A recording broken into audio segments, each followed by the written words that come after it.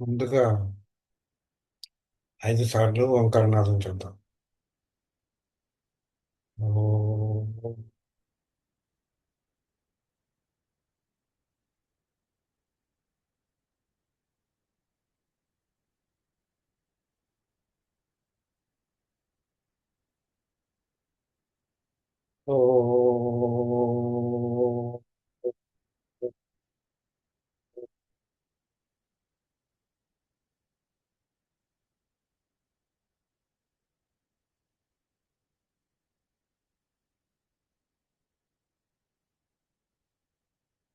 ఓం.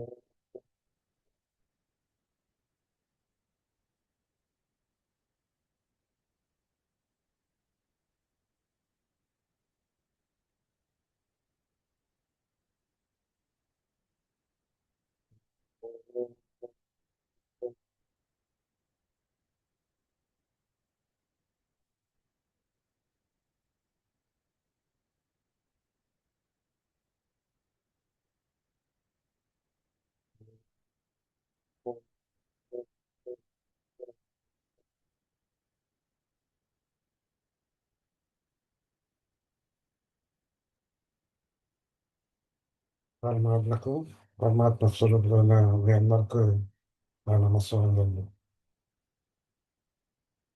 మనం విష్ణు సహస్ర చదువుకుంటున్నాము.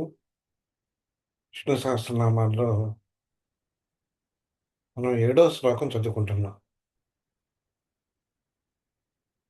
అగ్రహ అగ్రాహ్య శాశ్వత కృష్ణో లోకహితాక్ష ప్రసర్ధన ప్రభు ప్రభూత త్రిగుర్ధామ పవిత్ర మంగళం పరం అనేటువంటి శ్లోకంలో 9 నామాలు ఉన్నాయి దీంట్లో. అగ్రాహ్య శాశ్వత కృష్ణ లోహితాక్ష ప్రసర్ధన ప్రభూత కృతకృద్ధామ పవిత్రం మంగళం పరం అనేటువంటి 9 నామాలు ఉన్నాయి. దీంట్లో మనం అగ్రాహ్య చదువుకున్నాము, శాశ్వత చదువుకున్నాము, కృష్ణ కూడా చదువుకున్నట్టు గుర్తు నాకు. అయినా కానీ నేను ఈ కృష్ణ నామం నుంచే నేను చెప్పడం మొదలు పెడతాను. ఇవాళ కృష్ణ అనేటువంటి నామం గురించి మనం చదువుకుందాం.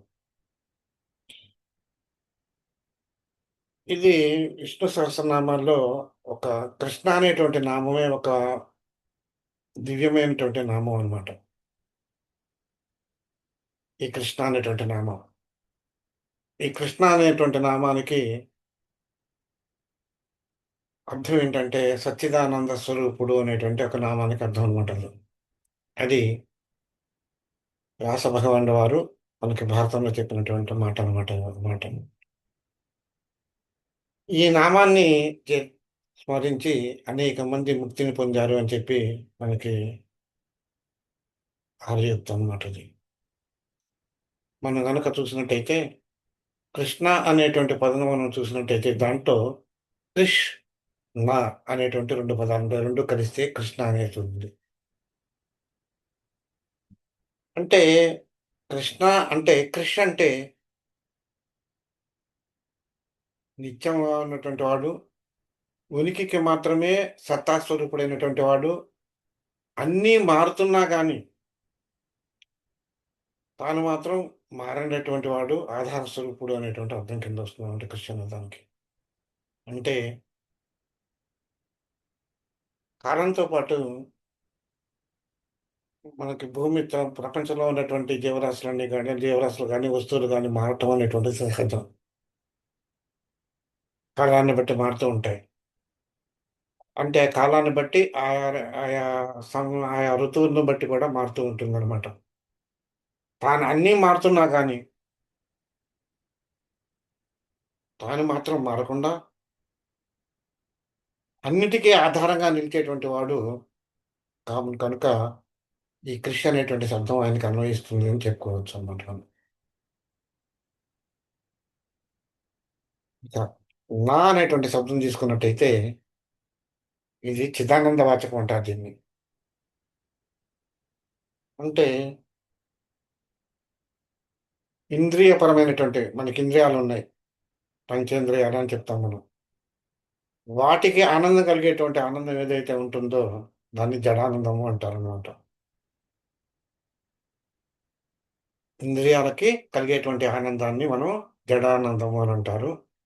ఇంద్రియాలకు అతీతమైనటువంటి ఆనందము అంటే పరానందము. అంటే ఇక్కడ పరమాత్మకు సంబంధించినటువంటి ఆనందం. ఈ పరమాత్మకు సంబంధించినటువంటి పరమాత్మ చైతన్యానికి సంబంధించినటువంటి ఆనంద తత్వం ఏదైతే ఉందో దాన్నే చిదానందము అంటారనమాట. ఇప్పుడు అంటే దీని అర్థం ఏంటనమాట? కృష్ణ అనే పదానికి మనం ఎట్టా అర్థం చెప్పుకోవచ్చంటే, ఎప్పుడూ మారకుండా ఉండేటువంటి తన ఉనికిని మాత్రం సదా చాటుకుంటూ, తాను మాత్రం సర్వకాల సర్వావస్థల్లోనూ మారకుండా ఉండేటువంటి స్వరూపం ఏదైతే ఉందో, ఆ స్వరూపం ద్వారా వచ్చినటువంటి ఇంద్రియాతీతమైనటువంటి చైతన్యం ఏదైతే ఉందో, చైతన్యం వల్ల కలిగినటువంటి ఆనందతత్వం ఏదైతే ఉందో, అదే చిదానందము. ఆ చిదానంద స్వరూపుడే శ్రీకృష్ణ పరమాత్మ అని మనం చెప్పుకోవచ్చనమాట. ఈ కృష్ణ అనే పదానికి అంతటి అర్థం అందులో ఉందనమాట. ఇంకా ఇంకో రకంగా చెప్పాలంటే, అగ్రాహ్యం అంటే గ్రహించటానికి వీల్లేనటువంటి వాడు అయినటువంటి అంతుపట్టని అనేటువంటి అర్థం ఉంటుందో మనం ఉంటుందన్నమాట. ఇలా అంతుపట్టని శాశ్వతమైనటువంటి రక్షణ తత్వం కలిగినటువంటి వాడు ఎవరైతే ఉన్నారో ఆయనే కృష్ణుడు అని చెప్పబడుతున్నాడు. కృష్ణ అని చెప్పబడుతున్నాడు. ఇంకోటి కూడా ఏంటంటే, ఈ కృష్ణ అనేటువంటి పదంలో కృష్ణ అనేటువంటిది యాక్చువల్‌గా ఆకర్షణానికి సంబంధించినటువంటి పదం అన్నమాట ఇది. కర్షణము అంటే లాక్కోవటం అన్నమాట. అంటే అట్రాక్షన్ అన్నమాట. అన్నిటిని తన వైపుకే అట్రాక్ట్ చేసుకునేటువంటి వాడు ఎవరైతే ఉన్నారో, తన వైపు చూసుకునేట్టు చేసుకున్న శక్తి కలిగినటువంటి వాడు ఎవరైతే ఉన్నారో ఆయనే కృష్ణుడు. అంటే కృష్ణ పరమాత్మ అంటే ఈ నామంతో ఉచ్చరించబడేటువంటి పరమాత్మ స్వరూపుడు ఎవరైతే ఉన్నారో, ఆయన యొక్క లక్షణం ఏంటన్నమాట? అందరిని చరాచర జగత్తులో ఉండేటువంటి అన్ని వస్తువులని, చరాచర వస్తువుల్ని, జీవుల్ని అన్నిటిని కూడా తన వైపు ఆకర్షింపజేసుకుంటాడు. ఆకర్షింపజేసుకున్నాడు అనంటే అర్థం ఏంటనమాట? తనలోకి తన వైపు చూసేట్టుగా చేసుకుంటాడు. తన వైపు చూసేట్టుగా చేసుకుంటం వల్ల ఈయన గూడా అందరిని చూస్తూ ఉంటాడు. అంటే సదా రక్షిస్తూ ఉంటాడని అర్థం అనమాట. అంటే ఏంటనమాట? ఎవరైతే తనని భజిస్తూ ఉంటారో, నమ్మి భజిస్తూ ఉంటారో, వాళ్ళందరినీ రక్షించగలిగినటువంటి వాడే కృష్ణుడు అని అర్థం అన్నమాట. అతను ఇంకొకటి కూడా ఏంటంటే, ఇతను కాలస్వరూపుడుగా కూడా మనం చెప్పొచ్చనమాట. కాలానికి సంకేతంగానే ఈయన కృష్ణవర్ణము అంటే నలుపు వర్ణము అనేటువంటి వాడు కాదు. ఇక్కడ కృష్ణుడు నల్లగా ఉంటాడు అని చెప్తారు జనరల్‌గాను. కానీ అనంతత్వానికి సింహం అనమాట. చిహ్నంగా చెప్పవచ్చనమాట దాన్ని. అంటే యాక్చువల్‌గా చెప్పాలి అంటే నలుపుతో కూడినటువంటి ఊదా రంగు కలిగినట్టు బ్లూ కలర్ అంటాం మనం. ఆ బ్లూ కలర్ కలిగినటువంటి వాడే కృష్ణ పరమాత్ముడు. అంటే పూర్తి నలుపు వర్ణం నీలవర్ణం అంటామనమాట మనం. నలుపుతో కూడినటువంటి నీలవర్ణం. ఈ నలుపుతో కూడినటువంటి నీలవర్ణం ఆకాశానికి చిహ్నం అనమాట. ఆకాశం అనంతానికి చిహ్నం. అలాగే శ్రీకృష్ణ పరమాత్మ కూడా అనంతానికి చిహ్నంగా మనం చెప్తారనమాట. అంటే కాలానికి అనుగుణంగా కాలానికి అంటే ఆ అనంతమైన దేనికి చిహ్నం అనంటే అనంతంలో కూడుకున్నటువంటి నీలవర్ణం దేనికి చిహ్నం అంటే కాలానికి చిహ్నం. దీంట్లో ఏదైనా గాని తనపై పడినటువంటి ఏ కిరణాన్నైనా తనపై పడినటువంటి ఏ కిరణాన్నైనా గాని లయింపజేసుకునేటువంటి స్వభావం ఈ నీలవర్ణానికి ఉందనమాట. ఆ నీలవర్ణంలో వర్ణాన్ని కలిగినటువంటి వాడు ఈయన కనుక ఆయనే భక్తులు ఎవరైతే ఉంటారో సర్వజనాల్ని సర్వక చరాచర వస్తువులన్నిటిని చరాచర వస్తువులు, జీవులు అన్నిటిని కూడా ఆయనే తన వైపుకి ఆకర్షింపజేసుకుంటాడు. అంటే మెస్మరైజ్ అంటే ఒక రకంగా చెప్పాలి అంటే తన్మయత్వం పొందుతారన్నమాట. అతని వైపు చూడటం వల్ల మనకి తన్మయత్వం పొందేటువంటి రూపం కలిగినటువంటి తన్మయత్వం కలిగించేటువంటి రూపం కలిగినటువంటి వాడు శ్రీకృష్ణ పరమాత్మ అని మనం అర్థం చేసుకోవాల్సి ఉంటుందనమాట. ఆ తర్వాత ఈయన రూపం గాని, గుణం గాని, మహిమలు గాని, లీలలు గాని, తత్వం గాని ఏది తలుచుకున్నా గాని అవన్నీ ఎట్టా ఉంటాయంటే మహదానందం కలిగించి మనసుకి మహదానందం కలిగించి, ఆ ఆనందంతో ఏంటంటే ఆయన వైపు మనసు మళ్లుతుందనమాట. ఆయన వైపు మనకి మనస్సు మళ్లుతుందనమాట. అదే ఆకర్షణ గుణం అనమాట. అంటే ఎంతటి ఎంతటి వాడైనా సరే, అతను తన భక్తుడైతే చాలనమాట. మునుడైనా గాని, భక్తుడైనా గాని, ఎవ్వరైనా సరేననమాట. మునుడైనా గాని, లేకపోతే మహర్షులైనా గాని, బ్రహ్మర్షులైనా గాని, ఎవరైనా గాని ఆయన వైపు ఆకర్షింపబడతారు. ఎందుకని? ఆయన యొక్క రూపం అలాంటిది. ఆయన యొక్క తత్వం అలాంటిది. ఎప్పుడూ కూడా మనం భగవంతుడిని ధ్యానిస్తున్నాము అంటే, ఆయన గురించి ముందు మనం కొంత తెలుసుకోవాలి. ఇప్పుడు మనం విష్ణువుని గురించి తెలుసుకోవాలనుకుంటున్నాం. విష్ణు గురించి తెలుసుకోవాలనుకున్నప్పుడు ఎంతో కొంత పూజించాలి అనుకున్నాం. పూజించాలి అనుకున్నప్పుడు మనం ఏం చేయాలనమాట, ఆయన గురించి ఎంతో కొంత మనం తెలుసుకోవాలి. అంటే ఇంకో రకంగా చెప్పాలి అంటే, మనం ఒక ఇల్లు కట్టుకోవాలి అనుకున్నాం. ఇల్లు కట్టుకోవాలి అంటే ఏం చేయాలి మనం? ఏం కావాలి అంటే మనకు ముందు ల్యాండ్ కావాలి. తర్వాత దాన్ని ఎలా కట్టుకోవాలని ప్లాన్ కావాలి. ఆ ప్లాన్‌కి తదనుగుణంగా ఆ ప్లాన్ అంతా చేసిన తర్వాత దాని కన్‌స్ట్రక్షన్ అయిన తర్వాత దానిలో ఉన్నటువంటి వస్తువుని ఏ విధంగా అమర్చాలి అనేటువంటి యొక్క ఇంటీరియర్ డిజైనింగ్ కావాలి. ఆ డిజైనింగ్ ప్రకారంగా మనం ఇల్లు పెట్టుకుంటే మనకి ఇల్లు అంటే మనకి ఇల్లు అట్రాక్టివ్‌గా ఉంటుంది. ఏ వస్తువు ఎక్కడుండాలి, ఇంట్లో ఏ వస్తువు ఎక్కడుండాలో అమర్చుకుంటే అప్పుడు ఏమవుతుందనమాట ఇల్లు చూడటానికి ఆనందంగా ఉంటుందనమాట ఇంట్లో రాంగానే.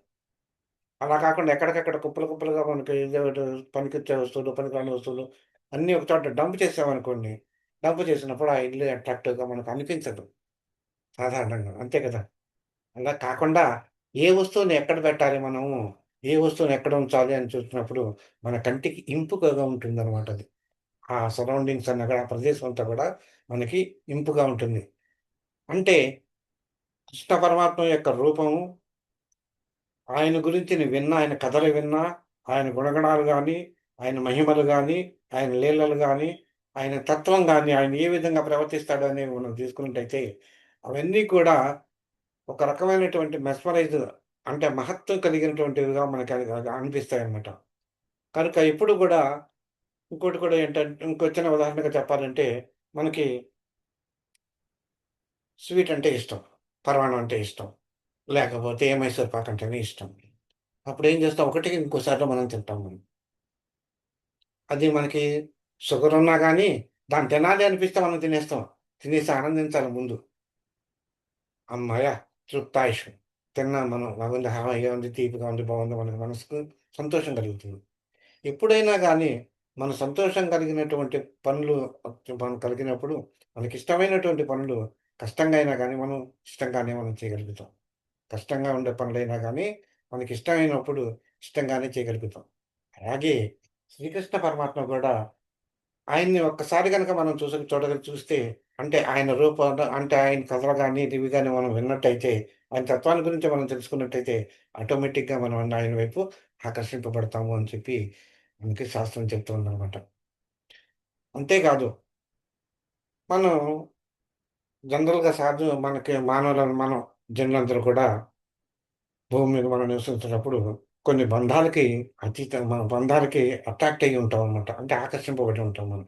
సంసార బంధనాలని గాని, ఇంకో రకంగా గాని, ఈ వరల్డ్‌లీ అంటే ప్రాపంచిక విషయాల మీద మనకి ఆసక్తి ఎక్కువగా ఉంటుంది. అవే బంధాల కింద తయారవుతాయి మనకి. ఈ శ్రీకృష్ణుడు అనేటువంటి ఈ నామం మనం చదువుకున్నట్టయితే ఏమవుతుందంటే, ఆ బంధాల నుంచి మనల్ని విముక్తి కలిగించి, వాటిని పక్కకు నెట్టేసి, ఆ బంధాలన్నిటిని మనల్ని తన వైపు మళ్ళించుకుంటాడాయన. అటువంటి మహత్తరమైనటువంటి నామమే ఈ కృష్ణ అనేటువంటి నామం. కనుక అంతేకాదు లాక్కుని ఊరుకుంటాడా? తన వైపు ఆకర్షింపజేసుకొని ఊరుకోడాయన. నీకేం కావాలో నీ మనసెరిగి ఆయన ఇస్తాడనమాట ఆయన. నీ మనసెరిగి ఆయన నీకు కావలసినటువంటి కామ్యాలను, ఇష్టకామ్యాలన్నీ కూడా తీర్చగలిగినటువంటి పరమాత్ముడు ఎవరయ్యా అంటే, ఈ కృష్ణ రూపంలో ఉన్నటువంటి ఆ విష్ణు పరమాత్మ స్వరూపుడే అని అర్థం అనమాట. కనుక ముక్తి ప్రదాయకుడు, అనుగ్రహ స్వరూపుడు గనుక ఆయన కృష్ణ పరమాత్మ. భక్తాన్ స్వాత్మానం కర్షకః కృష్ణః అనేటువంటిది నిర్వచనం ఉంది. కృష్ణ పదానికి నిర్వచనం అనమాట. ఓకే. కర్షణ అనేటువంటి ఒక చిన్న పదం ఉంది మనకి. ఆ కర్షణ అనేటువంటి పదంలో ఏంటంటే, మనకి కర్షకుడు అని మనం ఎవరిని అంటాం? వ్యవసాయదారుని అంటాం మనం. ఎందుకని అంటాం మనం? ఆయన ఏం చేస్తుంటాడంటే, పొలం దున్ని, నేలను దున్ని, దాంట్లో మనకి వరి నాటి, గింజలు నాటి, దానికంతటిని మొక్కలను మనకి ధాన్యాన్ని పండించేటువంటి పని ఏటో పన్ పండించేటువంటి పని కలిగినటువంటి వాడు కర్షకుడనమాట. ఆ కర్ష శబ్దంలో నుంచి వచ్చినటువంటిదే ఈ కృష్ణ అనేటువంటి పదం గూడా అని అనుకోవచ్చనమాట. అదెలాగా? మనం కృష్ణ మనకి రైతేం జేస్తాడు? కర్షకుడేం జేస్తాడు? కర్షకుడు అంటే రైతు అనే పదం నేను ఉపయోగిస్తానిప్పుడు. ఈ రైతేం జేస్తాడు? ఒక భూమి ఉంది, ఒక నేల ఉంది అంటే, పొలం ఉంది అంటే, దానిలో దున్ని, దానిలో ఉన్నటువంటి రాళ్ళు, రప్పలు అవన్నీ గూడా మనకి తీసేస్తాడనమాట. తీసేసి నేలని చదును జేస్తాడు ముందు. చదును జేయటం అంటే దించబెట్టి కొట్టడం కాదు. మన మొక్కలు నాటేటందుకు వీలుగా అతను తయారు చేసుకుంటాడు. చదును జేసుకుంటాడు దాన్ని. దానిలో ఉండేటువంటి రాళ్ళు, రప్పలు అవన్నీ గూడా తీసి బయట పడేస్తాడు. అంతే కాకుండా అంటే దానికి అర్థం ఏంటనమాట? వ్యవసాయానికి అనుగుణంగా తాను మలుచుకుంటాడనమాట అతను. ఆ భూమిని తనకే పంచుకుంటాడు. అలాగే ఈ శ్రీకృష్ణ పరమాత్మ గూడా ఏం జేస్తాడంటే, తన వైపు తనంటే భక్తి కలిగినటువంటి వాళ్ళని ఎవరైతే ఉంటారో, వాళ్ళలో ఉండేటువంటి చెడు గుణాలనన్నింటిని కూడా తీసేసి, మంచి గుణాలు అతనికి కల్పించి, తన వైపు ఆకర్షింపజేసుకునేటువంటి అనుగ్రహ ప్రదాయకుడు శ్రీకృష్ణ పరమాత్మ. అంటే దాంట్లో అర్థం ఏంటనమాట? మనకి తెలుసు. మనలో అనేక రకాలైనటువంటి చిత్త గుణాలు మనకున్నాయి. కామ, క్రోధ, లోభ, మద, మహోత్సరాలు అనేటువంటివి మనకి ఇవన్నీ గూడా ఉన్నాయి కదా! వాటన్నిటిని గూడా తొలగించేటువంటి శక్తి కలిగినటువంటి వాడు శ్రీకృష్ణ పరమాత్మ. వాటన్నిటిని గూడా మనం చేసేటువంటి పాపాలు గత జన్మలో గాని, ఏ జన్మలో గాని మనం చేసినటువంటి పాపాలేవైతే ఉన్నాయో, వాటన్నిటిని గూడా తొలగించి, ఒక మార్గాన్ని మనకు మంచి మార్గాన్ని కల్పించి, ఆ మార్గంలో కలిగించి రైతు ఎలాగైతే మొక్క నాటి దాన్ని సస్యశ్యామలం చేయాలని చూస్తాడో, అలాగే భక్తుల్ని కూడా మంచి గుణోపేతుడిగా చేయటాన్ని శ్రీకృష్ణ పరమాత్మ చేస్తుంటాడు. అదే మనకి ఆయన అందించేటువంటి జ్ఞాన సస్యాలు అనేటువంటి ఆనంద ఫలాలనమాట. అలాంటి జ్ఞాన ఫలాన్ని మనకు అందించేటువంటి జ్ఞాన సస్యము అంటే పంటనమాట. జ్ఞానము అనేటువంటి పంట చేతికొచ్చినప్పుడు శ్రీకృష్ణ రైతు ఎలా ఆనందిస్తాడో, ఆ జ్ఞానాన్ని కలిగించినప్పుడు మనకి మనలో కలిగేటువంటి మహదానందం ఇవ్వగలిగినటువంటి ఏకైక మా పరమాత్మ ఎవరయ్యా అంటే, ఏకైక కర్షకుడు ఎవరయ్యా అంటే శ్రీకృష్ణ పరమాత్మ.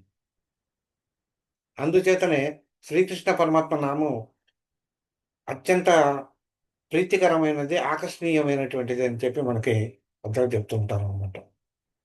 అందుకని మనకి ఒక ఇప్పుడు మనకు పెద్దవాళ్ళు ఉన్నారంటే వాళ్ళు రామ రామ అని గాని, కృష్ణ కృష్ణ అని గాని అనటం మనం గమనిస్తూనే ఉంటాం. ఎందుకంటే అది అత్యంత సులభమైనటువంటి మార్గం అనమాట అది. పరమాత్మని జపించటానికి, పరమాత్మని నామోచ్చరణ చేయటానికి ఏకైక సింపుల్ నామం ఏంటంటే రామ రామ అని గాని, కృష్ణ కృష్ణ అని గాని అనటం అనేటువంటిది సులభమైనటువంటి మార్గం అన్నమాట. అలాగే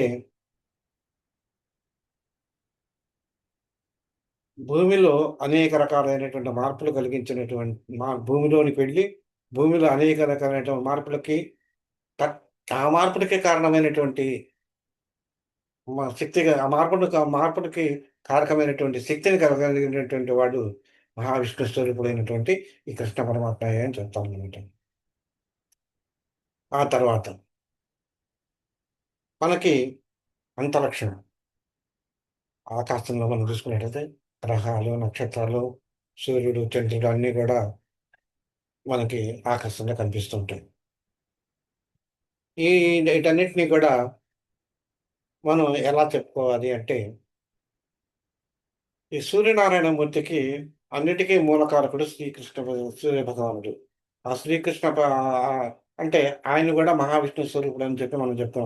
పరమాత్మ స్వరూపుడు అని మనం చెప్పుకున్నాం ఇదివరకు ఇంతకుముందు నామాల్లో. ఆయన నుంచి ఒక స్వయం ప్రకాశమైనటువంటి కిరణాలు ఉద్భవిస్తాయి, వస్తున్నాయి అని కూడా మనం చెప్పుకున్నాం. అంటే ఒక రకమైనటువంటి శక్తి వెలువడుతూ ఉంది. ఇక్కడ కిరణాలు అనంటే మనకి ఆ కిరణాల్లోనే మనకి శక్తి దాగి ఉందనమాట. ఆ శక్తి నిరంతరం వెలువడుతూనే ఉంటుందనమాట. ఇదేంటంటే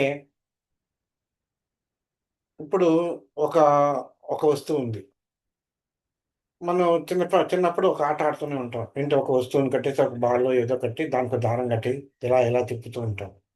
ఇలా తిప్పుతున్నప్పుడు అది గుండ్రంగా అది తిరుగుతూనే ఉంటుందది.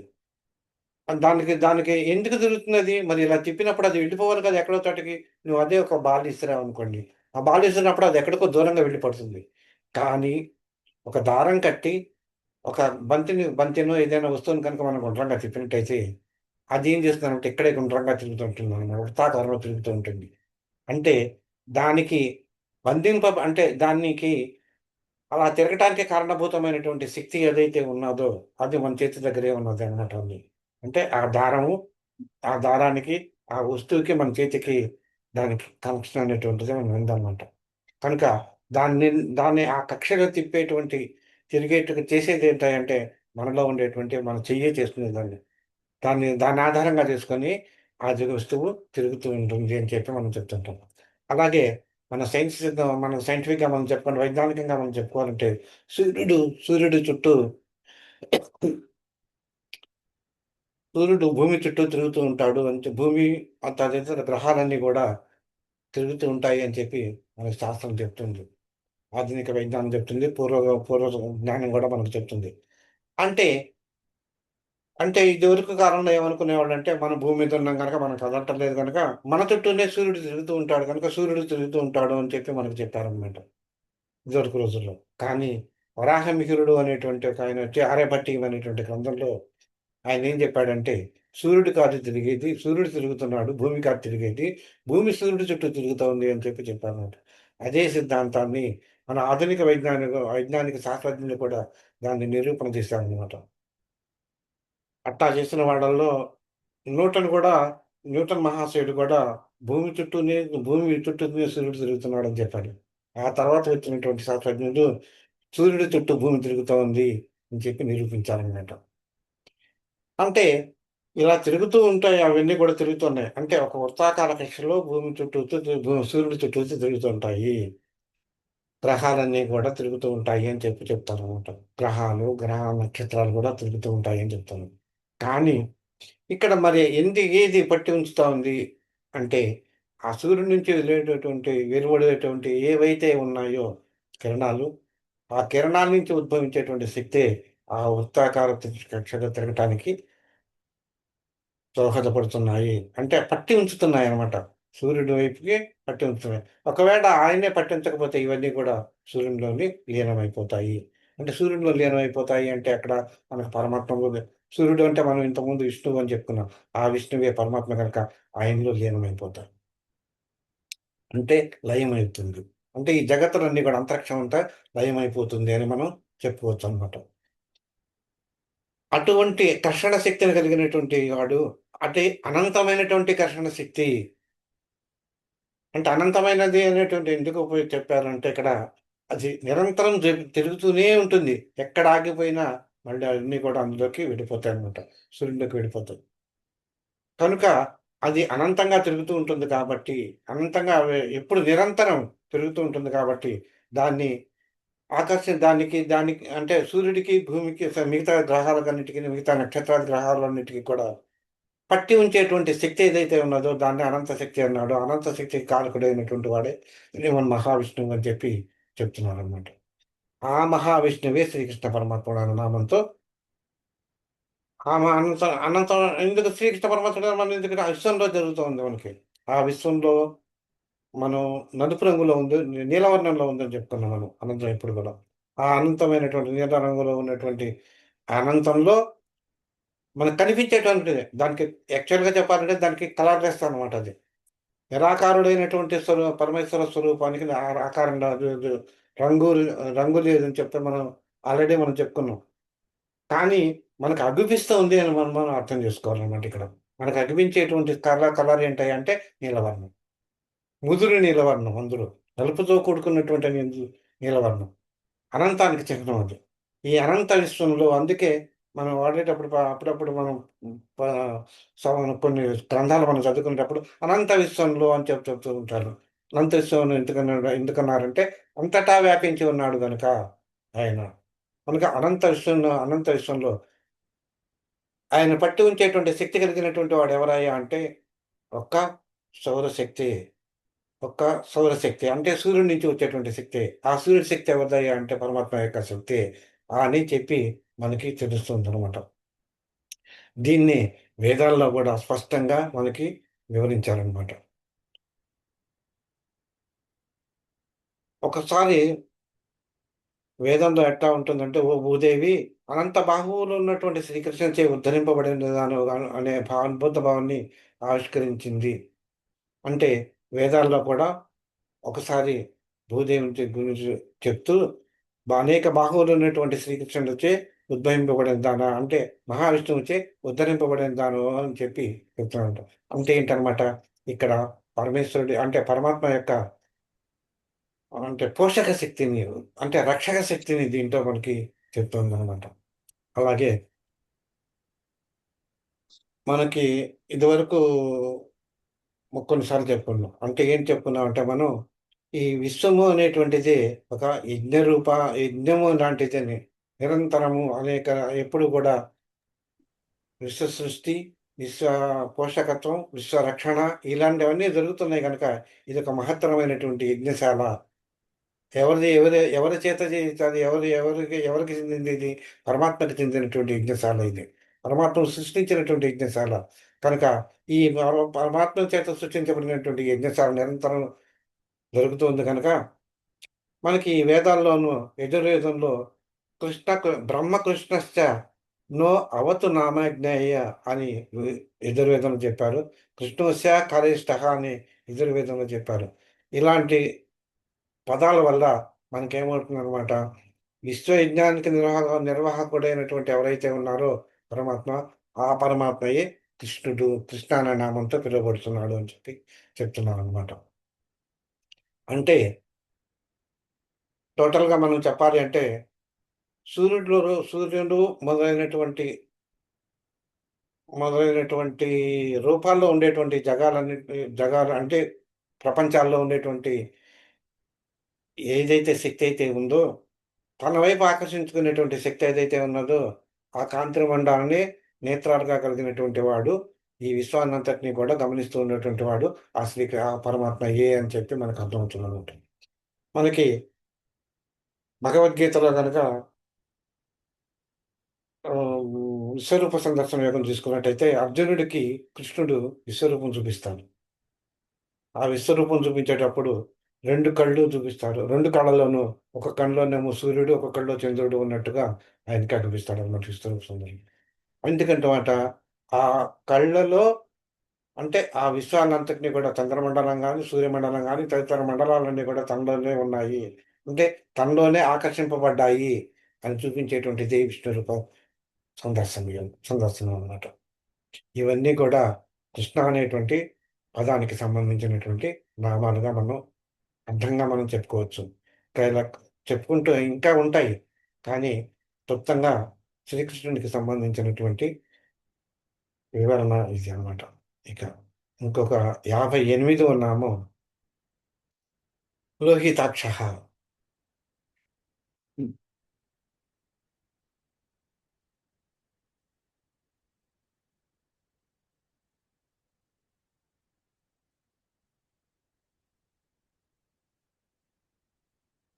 ఇంకొకటి కూడా చెప్పాలంటే, ఇంకొక చిన్న వర్డ్ మనం కృష్ణుడి గురించి చెప్పుకునేటప్పుడు,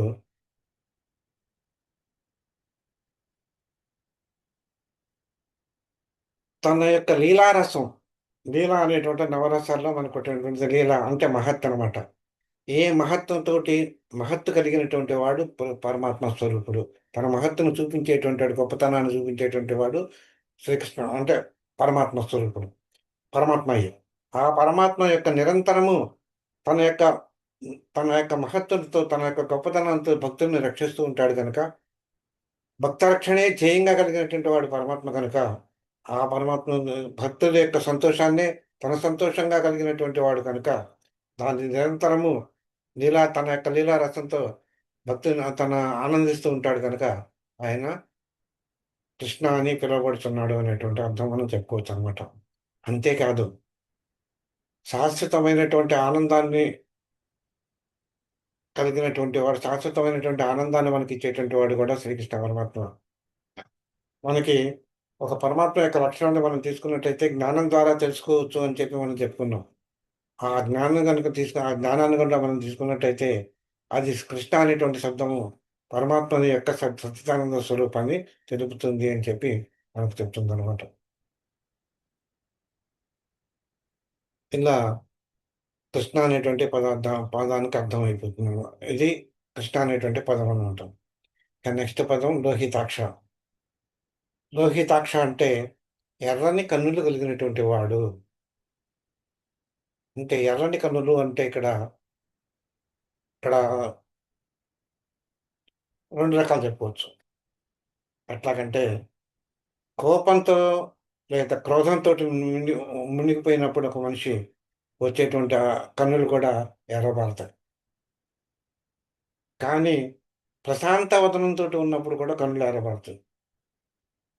మనం గమనించినట్టయితే ప్రశాంతంగా ఉన్నప్పుడు కూడా కళ్ళు ఎర్రగా కనిపిస్తాయి. ఇలా ప్రశాంత వదనంతోటి ఉన్నటువంటి వాడు,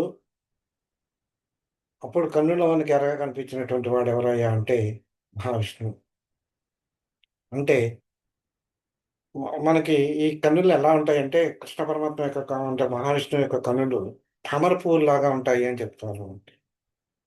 అంటే ఎర్ర తామర పూలు అందులో. ఎర్ర తామర పూలు అంటే కన్నులు కలిగినటువంటి వాడు ఎవరయ్యా అంటే పరమాత్మ స్వరూపము. అంటే మహావిష్ణువు అన్నమాట. అటువంటి ఎర్ర తామర పువ్వులు వంటి కన్నులు కలిగినటువంటి వాడు కనుక ఆయన్ని లోహితాక్షుడు అంటారు. అంటే ఎర్ర తామర పూలకి ఒక మనం చూసినట్టయితే, ముఖ్యంగా మన సూర్యోదయం వేళ మనం చూసినట్టయితే, ఆ ఆ కన్నులు అంటే ఆ రెక్కలు, ఆ తామర పువ్వుల రెక్కలు చాలా మృదురంగా ఉంటాయి. చాలా మృదువుగా ఉంటాయన్నమాట. ఆ మృదువైనటువంటి కన్నులు కలిగినటువంటి వాడు అంటే ఎర్రగా ఉండటమే కాదు. అంటే ఆ కన్నులు ఎప్పుడైతే ఎర్రగా ఉండేటువంటి ఆ తామర పువ్వు రెక్కలే మృదువుగా ఉంటాయి. దాని మీద సూర్యకిరణాలు పడినప్పుడు అది ఎలా ఉంటుంది అంటే, దాని వర్ణనాతీతం అనమాట. అంటే కానీ ఎట్లా ఉంటుందంటే, చాలా మనసుకి ఆహ్లాదంగా ఉంటుందనమాట. ఆ క్షణంలో మనం తామర పూలు గనుక చూసినట్టయితే, ఆ తామర పూలు ఎలా ఉంటాయంటే, చాలా మనసుకి ఆహ్లాదం కలిగిస్తూ ఉంటాయన్నమాట. అలాగే ఇక్కడ ఎర్రని తామర పూలు, ఎర్రని కన్నులు కలిగినటువంటి వాడు అన్నప్పుడు, మన తామర పువ్వులతో మనం చెప్పాం ఇందాక. అట్టాంటి తామర పువ్వులు సూర్యకిరణాలు పడినప్పుడు ఎలాగ ఎర్రని కాంతితోటి మనకు కనిపిస్తూ ఉంటాయో, అలాంటి కన్నులు కలిగినటువంటి వాడు మహావిష్ణువు. అలాంటి మహావిష్ణువుని అంటే శ్రేష్ఠుడు. అతన్ని వృషభుడు అనేటువంటి వృషభుడు, ఈతడు వృషభుడు అంటే శ్రేష్ఠుడు అనమాట.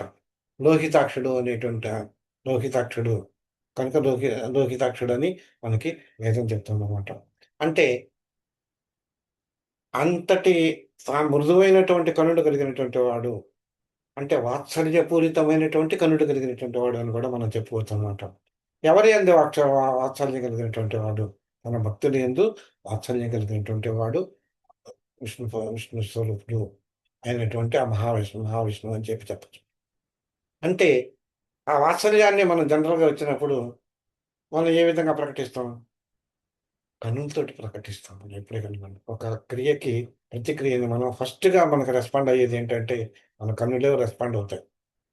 మన వాత్సల్యాన్ని గాని, ప్రేమ గాని మనం ప్రకటన చేయాలంటే మొట్టమొదటిగా మనల్ని మిగతా ఇంద్రియాలు మాట తర్వాత ఉంచినా మొట్టమొదటిగా మనకి రెస్పాండ్ అయ్యేది మాత్రం కళ్ళు. ఒక్కొక్కప్పుడు మన ఇంటికి అతిథులొచ్చారు. మనకిష్టమైనటువంటి అతిథులు గాని, మనకిష్టమైనటువంటి వాళ్ళు ఎవరైనా వచ్చినప్పుడు ఆనందాతిశయంతో మనం ఉంటాం మనం.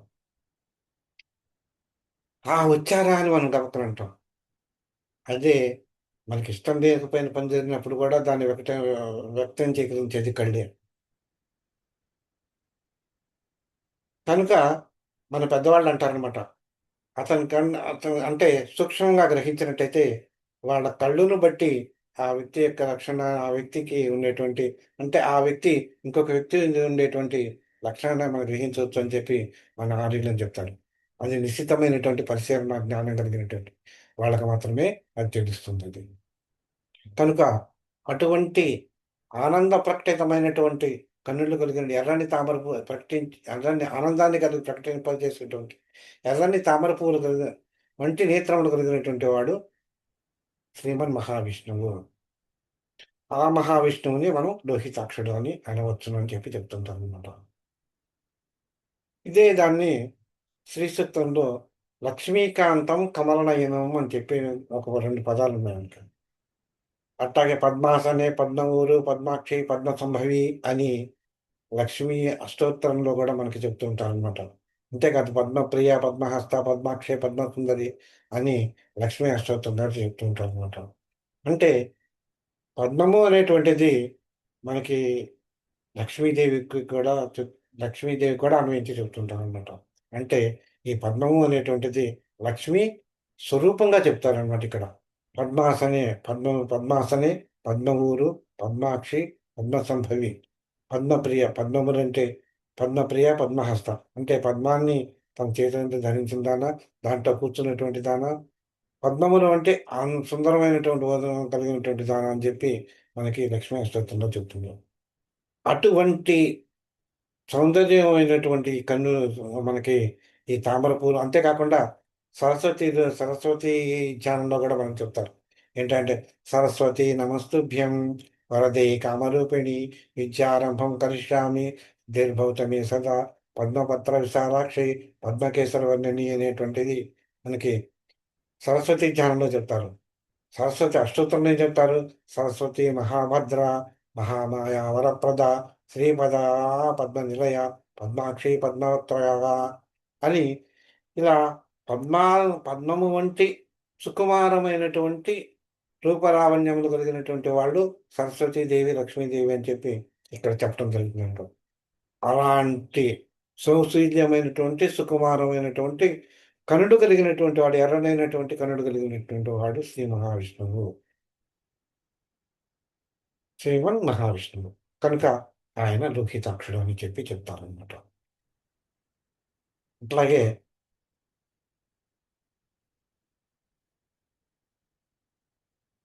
ఇంకోటేంటంటే,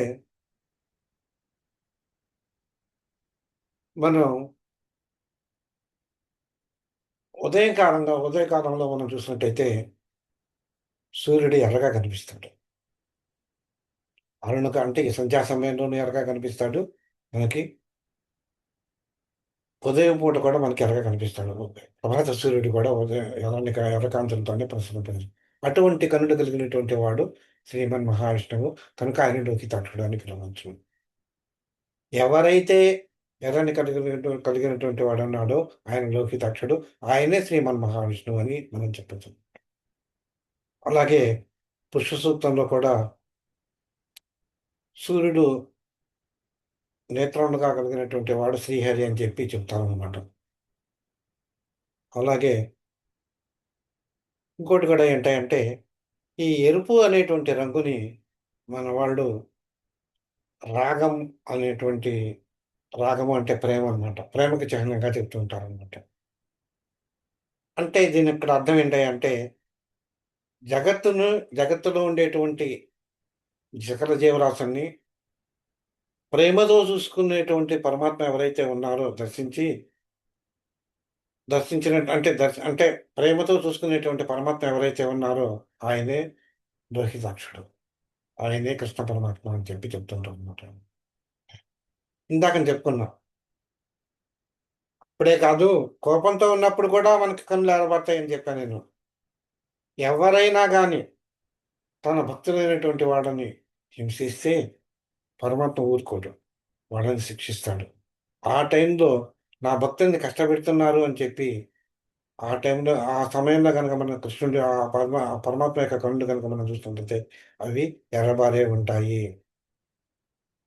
కనుక దీన్ని బట్టి మనకేమర్థమవుతుందనమాట? అధర్మాన్ని శిక్షించి ఆ ఆగ్రహ శక్తి కూడా పరమాత్మ అనేది మనకు తెలుస్తుందనమాట.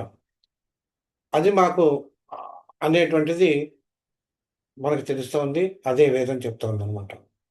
ధర్మరక్షణకై దుష్టుని సంహరించేటప్పుడు ధర్మరక్షణ కోసం దుష్టుని సంహరించేటప్పుడు కూడా ఆయన కనులు ఎర్రబడతాయి గనక ఆయన్ని మనం లోహితాక్షుడు అనటం సమంజసమేను అని చెప్పి మనకి వేదాలు చెప్తున్నాయన్నమాట. ఇంకా ఇంకోటి ఏంటంటే తర్వాత నామం 59వ నామం అన్నమాట ఇప్పుడు. ప్రతర్ధనః అనేటువంటి నామం. ప్రతర్ధనుడు అంటే ఎవరు? అంటే ఏంటి? ఫస్ట్ ఆఫ్ ఆల్ దీంట్లో అనేటువంటి అక్షరం తీసేస్తే తర్ధ అని ఉంది. ఈ తర్ధ అనేటువంటి పదానికి అర్థం హింస అన్నటువంటి అర్థం. ప్రసద్ధనుడు అంటే బాగా హింసించేటువంటి వాడు అనేటువంటి అర్థం. ఎవరిని హింసిస్తాడయ్యా అంటే దుష్టుని హింసిస్తాడు. శిష్ట రక్షణ చేసేటువంటి వాడు ఎవరయ్యా అంటే పరమాత్మ. మనకి గీతలో ఒక పదం ఉంది, ఒక వాక్యం ఉంది. వినాశాయ చతుష్కృతాం అని చెప్పి. అంటే దుష్టుని సంహరించేటప్పుడు ఎప్పుడైతే వినాశనం కలుగుతుందో అప్పుడు దుష్టుని సంహరిస్తాను నేను అని చెప్పి శ్రీకృష్ణ పరమాత్మను ఆయా అవతారాల్లో నేను ఉద్భవిస్తాను అంటే జనిస్తాను అని చెప్పి శ్రీకృష్ణ పరమాత్మ చెప్పాడు అనమాట. అలాంటి వాడు ఎవరయ్యా అంటే పరమాత్మ. ఆ పరమాత్మయే ప్రతర్ధనుడు అని పిలువబడుతున్నాడు. అంటే తనను ఆశ్రయించిన జీవి ఎవరైతే ఉన్నారో వాళ్ళ యొక్క కర్మబంధాలు ఏవైతే ఉన్నాయో వాటన్నిటినీ కూడా సమూలంగా నాశనం చేసి అంటే వాటిని హింసించి అనమాట. వాటిని హింసించి అంటే నాశనం చేసి కైవల్య ప్రాప్తి కలిగించేటువంటి వాడు ఎవరయ్యా అంటే పరమాత్మ స్వరూపుడు. అట్టి పరమాత్మయే విష్ణువు. ఆ విష్ణువునే మనం ప్రతర్ధన అంటే మనం అనవచ్చును అని చెప్పి మనకి చెప్తామన్నమాట ఈ నామం. అలాగే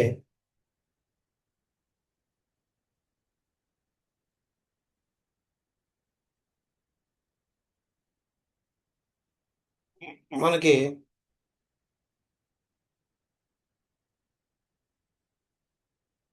పరమాత్మ స్వరూపం జగత్తునంతా కూడా లయం చేసుకొని, తనలోనే లయం చేసుకొని, అంటే జగత్తునంతా కూడా తానే సృష్టించినటువంటి జగత్తుని తానే సంహరింపజేసుకొని, తాను మాత్రం మిగిలి ఉండేటువంటి వాడు ఎవరైతే ఉన్నారో, ఆయన ఉండేటువంటి స్థానాన్నే పరమపదము అని అంటారనమాట. ఆ పరమపదములో ఉండేటువంటి ఆహ్, జ్ఞానము ఉండేటువంటి పరమాత్మ జ్ఞానము, ఈశ్వరత్వము అనేటువంటి గుణాలతోటి కలిగి ఉంటాడు అని చెప్పి మహానారాయణ ఉపనిషత్తులో చెప్పబడిందనమాట.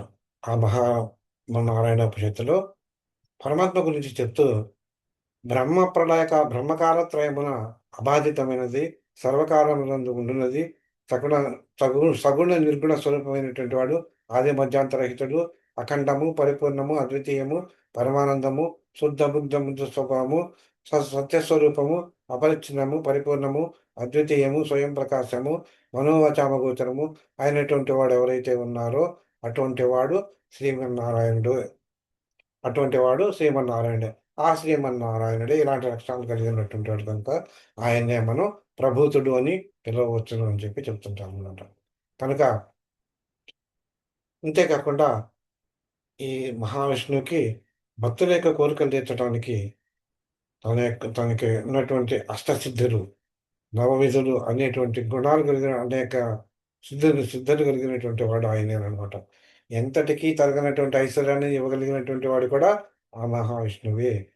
శంఖనిధులు, శంఖము మనం కనుక చూసినట్టయితే శంఖము, పద్మనిధులని తన 2 చేతుల నిండా కలిగినటువంటి వాడు శ్రీకృష్ణ పరమాత్మే విష్ణు శ్రీ మహావిష్ణువే కనుక, అటువంటి ఈ రకంగా వాటితోటి తరగని నిధులు ఆయన కలిగినటువంటి వాడు కనుక, నిధులు కలిగినటువంటి వాడు ఉన్నవాడు కనుక, అటువంటి నిధులు గాని, మనకు కావాల్సినటువంటి సిద్ధులు అంటే అష్టసిద్ధులు. ఈ అష్టసిద్ధులు కలిగినటువంటి వాడు ఆయనే కనుక, ఈశ్వరత్వాన్ని కలిగినటువంటి వాడు అనేటువంటి లక్షణం కలిగినటువంటి వాడు ఆయనే కనుక, ఆయన్ని మనం ప్రభూతుడు అని పిలువబడుతున్నాడనమాట. అంటే మనకి దీన్ని బట్టి మనకేమర్థమవుతుందనమాట, అనంత ఐశ్వర్యములు కలిగినటువంటి వాడు శ్రీమన్ మహావిష్ణువు. అనంత జ్ఞాన సంపన్నుడు శ్రీమాన్ మహావిష్ణువు. దాన్ని మనకు ప్రసాదించేటువంటి వాడు కూడా ఆయనేను. నిరంతరము నవ పద్ శంఖనిధులు, పద్మనిధులు అనేటువంటివి నిధులు 2 నిధులు అనమాట అవి. అవేంటంటే అవి అనంతమైనటువంటి ఐశ్వర్య ప్రాప్తిని కలిగించేటువంటి నిధులు అనమాట అవి. నిధి అంటే ట్రెజర్ అనమాట అది. నిధి అంటే మనం ట్రెజర్ అని చెప్పుకోవచ్చు. అనంతమైనటువంటి ట్రెజర్‌ని కలిగినటువంటి వాడు శ్రీమన్ మహావిష్ణువు. ఇక్కడ నిధిని అంటే సిరి అంటే ఇక్కడ మనకి హ్మ్. ట్రెజర్ అంటే నిధి అంటే ఒక ఐశ్వర్యము అనేటువంటి అంటే డబ్బు ఇవన్నీ మాత్రమే మనం చెప్పుకోకూడదు. జ్ఞానము అనేటువంటిది కూడా నిధి. అనంతమైనటువంటి నిధి అనమాట అది. అంటే ఎంత తోడినా దాంట్లో నుంచి ఎంత తీసుకున్నా ఇంకా మిగిలుంటుంది ఆ జ్ఞానం అనేటువంటిది. అలాగే ఇప్పుడు ఈయన దగ్గర ఉన్నటువంటి శంఖనిధులు గాని, పద్మనిధులు గాని వీటిలోంచి కూడా ఆయన ఎంత తీసినా గాని మనకు ఆ భక్తులకి ఎవరికైనా కావాలన్నప్పుడు ఎంత ఇచ్చినా గాని తనకి ఇంకా ఉంటుందనమాట ఆయన దగ్గర. ఎంతమంది అడిగితే అంతమందికి ఇస్తూనే ఉంటాడనమాట. అక్షయ పాత్ర లాంటివనమాట. అట్లాగే జ్ఞానం కూడా ఇదనమాట. తృప్తి. తృప్తి అనేటువంటిది కూడా ఒక నిధి అనమాట. మనకి జనరల్‌గా ఈ దేంట్లోనూ కూడా తృప్తి అనేటువంటిది ఉండదు మనకి. కానీ ఆ తృప్తి అనేటువంటిది రాకపోతే మనకి పరమాత్మ స్వరూపాన్ని దర్శించడం అనేటువంటిది కుదరదు. అంటే దానివల్ల ఏమవుతుందనమాట తృప్తి అనేటువంటిది ఎక్కడ మనకి లేకపోవటం అనేటువంటిది ఉండదు ఎందుకంటున్నానంటే, మన ఈ ప్రాపంచిక జ్ఞానంలో ఉండటం వల్ల ఆశించినటువంటి ప్రతిదీ కావాలనిపిస్తుంటుంది. అది క ఒక ఒక మనకు 10,000 కావాలి ఈరోజు. దొరికింది. దాంతోటి తృప్తించావా? కాదు. దాని తర్వాత ఇంకోటి కావాలనిపిస్తుంది. అదేంటంటే ఇవన్నీ కూడా తృప్తి కలగనటువంటి, తృప్తి లేనటువంటివి విషయ జ్ఞానాలనమాట ఇవన్నీ కూడాను. వాటన్నిటికి కూడా అతీతమైనటువంటి ఎప్పుడైతే నువ్వు తృప్తి చెందుతావో, అటువంటి తృప్తిని ఇచ్చేటువంటి వాడు అంటే సాటిస్ఫాక్షన్ ఇచ్చేటువంటి వాడు ఎవరయ్యా అంటే విష్ణువే. శ్రీమన్ మహావిష్ణువే. అటువంటి మహావిష్ణువు హ్మ్. నీకు సిరి సంపదలు గాని, అష్టసిద్ధులు గాని, నవజనితులు గాని, జ్ఞానాన్ని గాని, ఈశ్వరత్వాన్ని గాని, సర్వ మంగళాలను ప్రసాదించగలిగినటువంటి వాడు ఎవరయ్యా అంటే శ్రీమన్ మహావిష్ణువే. కనుక అట్టివాడు మనకి ప్రభూతుడు అని పిలువబడుతున్నాడు అని చెప్పి ఈ నామం చెప్తుందనమాట. కనుక 59 నామాలు మనం పూర్తి చేసాం ఇవాళ. 59వ నామం వరకు అయింది. త్రికకుధామ అనేటువంటి నామం 61వ నామం. 60వ నామం మనం చదువుకోవాలి. ప్రభూతః అనేటువంటి నామం మనం చదువుకోవాలనమాట. అయితే ప్రభూత అయిపోయింది. 61వ నామం మనం చదువుకోవాలి. త్రికకుధామ అనేటువంటి నామాన్ని మనం చదువుకోవాలి. అది వచ్చే క్లాస్‌లో మనం చదువుకుందాం. కనుక ఇప్పటి వరకు జరిగినటువంటి నామాల్లో మీకేమన్నా సందేహాలు గనుక ఏమన్నా ఉంటే మీరిప్పుడు అడగొచ్చు. లేదా మనకి గ్రూప్‌లో వాట్సాప్ ఉంది గనుక దాంట్లో అయినా గానీ మీరు పెట్టి మీ మీకున్నటువంటి సందేహం తీర్చుకోవచ్చు. ఎవరన్నా అడిగేవాళ్ళు ఏదన్నా ఉంటే అడగండి.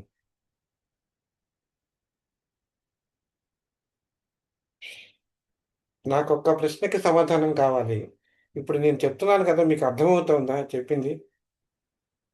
అంటే వివరణాత్మకంగానే ఉన్నదా? అంటే నేను ఎక్కువ వివరణ ఇవ్వటం లేదు. ఎంతవరకు కావాలో అంతవరకే ఇస్తున్నాను నేను. అంటే మనం ఎంతవరకు గ్రహించగలమో అంతవరకే నేనిస్తున్నాననమాట. కనుక మీకు అర్థమవుతోంది అని నేను అనుకుంటున్నాను. అది అవునో కాదో మీరు చెప్తారని నేను అనుకుంటున్నాను. సార్ మాకైతే అర్థమవుతుంది సార్. ఓకే అండి. Thank you very much.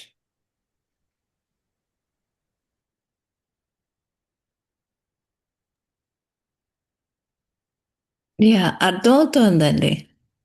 Okay అండి. అంటే ఓకే. అంతకు మించి ఇంకేముందో తెలీదు. మీరు చెప్పేదైతే అంటే ఒక అర్థమవుతుంది. నామాన్ని గురించి మనం వివరించాలి అంటే, పరమాత్మ నామాన్ని గురించి వివరించాలంటే ఎంతైనా వివరించొచ్చు. ఆహా! కానీ అంత జ్ఞానాన్ని మనం అవకళింపజేసుకోవాలి కదా! హ్మ్. అవకళింపజేసుకోవడం కూడా కష్టం అన్నమాట. అందుకని చెప్పి మనకెంత కావాలో, మనకి ఎంత ఆకలైతే అంతే తినగలం. మీకింత సరిపోతుంది అని నేననుకుంటున్నాను. అంతవరకు నేను చేస్తున్నానన్నమాట నేను. అది. బాగా అర్థమవుతోంది అంకుల్. దాన్ని బట్టే మనం విష్ణు సహస్రనామం చదివినప్పుడు ఇప్పుడు అర్థమయ్యి చదవగలుగుతున్నాం అంకుల్ అందుకని. అది చాలా సంతోషం తల్లి. అండి. అంటే నా ఉద్దేశ్యం గూడా ఆ! పరమాత్మ యొక్క నామాన్ని గనక చదివి దాన్ని అవకడింపజేసుకొని, మళ్ళీ దాన్ని పారాయణ రూపంలో గనక మనం పెట్టినట్టయితే, మనకి ఇంకా ఆనందం ఎక్కువవుతుందని నా అభిప్రాయం. ఆ! ఇప్పుడు అందుకని చెప్పి ఫీల్ అయ్యి చదవగలుగుతున్నాం అంకుల్ అందుకని. ఇది అందుకని చెప్పి నేనేం చేస్తున్నానంటే, ఈ వివరణ సాధ్యమైనంత వరకు ఎంతవరకు కావాలో అంతవరకు ఇద్దాము అని చెప్పి సంకల్పంతోటి నేను ఈ ప్రయత్నం చేస్తున్నాననమాట నేను. అదే అంకుల్. Thank you. ఓకే అమ్మా! చాలా సంతోషం. స్వస్తి చెప్పనమ్మా? ఓకే అండి. సర్వే జనా సుఖినో భవంతు. లోకం సమస్తం సుఖినో శాంతి శాంతి. సర్వం శ్రీరామార్పణమస్తు. స్వస్తి.